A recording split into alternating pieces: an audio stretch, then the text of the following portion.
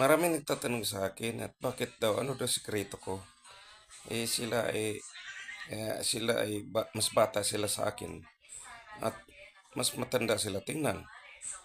Ano daw sikreto ko? Hindi nila alam kung ano sikreto ko. Ano? Ang sikreto ko lang, ito, papakita ko sa inyo. Ito, mm, yan, ang sikreto ko. Yan, nilagang dahon, biyabas, guyabano, at dahon ng avocado. Yan ang kinakape ko sa tuwing umaga.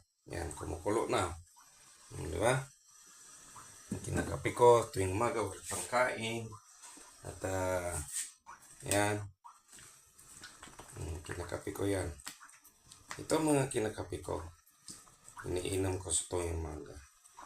Yan, pagkagising. Ito agad. And then,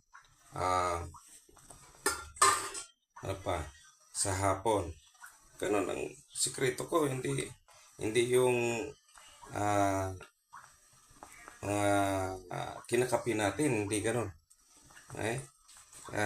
Hindi ako nagkakape nun. Mga coffee mate, mga ano. Hindi ako nagkakape niyan. Kahit anong klaseng kape dyan. Ito lang kinakape ko. Kaya, ito yung sikreto ko. Ayan, alam niyo na. Yan ang sikreto ko kung bakit ako malakas. Oh, ako'y may edad na. Malapit na ako mag-senior. Pero, sobrang lakas pa. No? Nakapaglaro pa ng basketball. Dalawang game pa yan. Hanggang 3 game. Oh, malapit na ako mag-senior. Oh, 4 na taon na lang para mag-senior na ako. Pero ito, tandaan niyo, kung gusto nyong malakas, malusog, yan ang sikreto ko. Alamin nyo. Thank you.